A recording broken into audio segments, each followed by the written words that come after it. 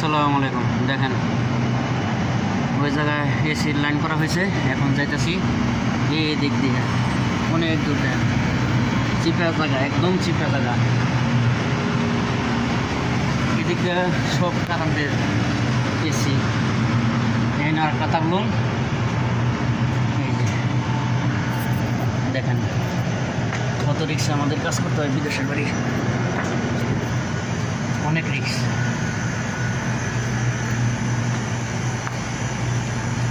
এই তো আধা মুখাই ফেনাক, বাকি আগে দিচ্ছি আধা সিট,